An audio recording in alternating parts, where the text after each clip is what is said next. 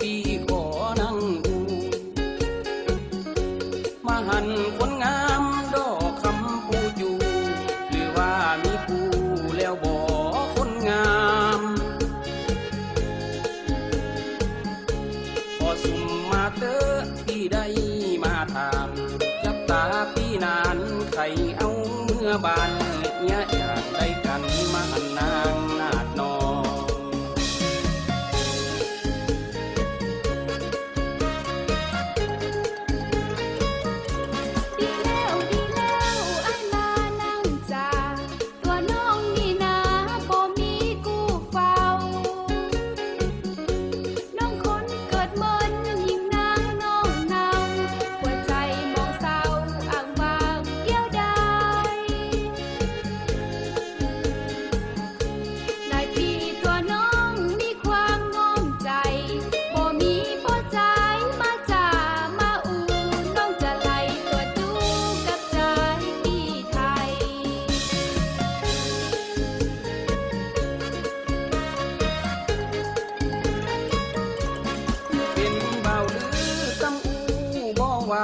น้องเป็นสาวยวนฝากหวานจอยจอย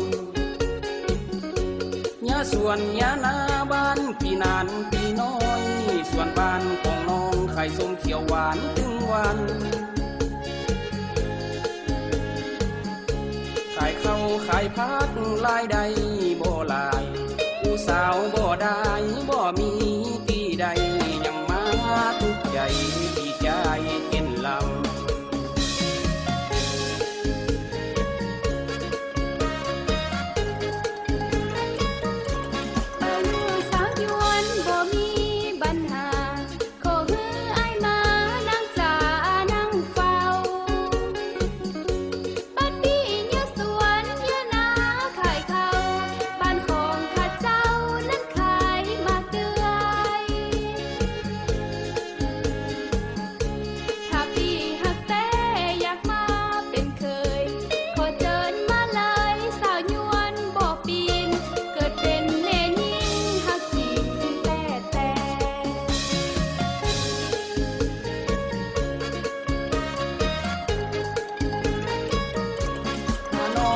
จุกเบาลือจะมาขอแต่งงานกันหนอเป็นเคยแม่เท่า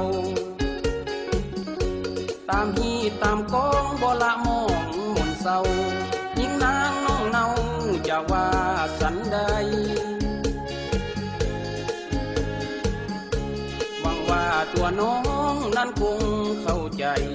อยู่ตัวกันไปช่วยกันยะกันสร้างเป็นลาดเป็นฐานมั่ง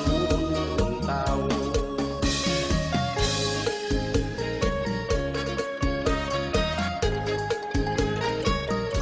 เปิดใจกันแล้วเฮาจะเมื่อด้วยกันอยู่สุขสำราญสร้างเมืองเป็นบ้าน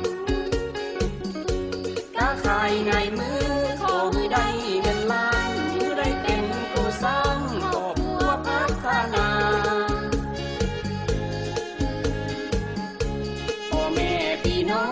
ช่วยกันสร้างสรรค์เจริญพัฒนา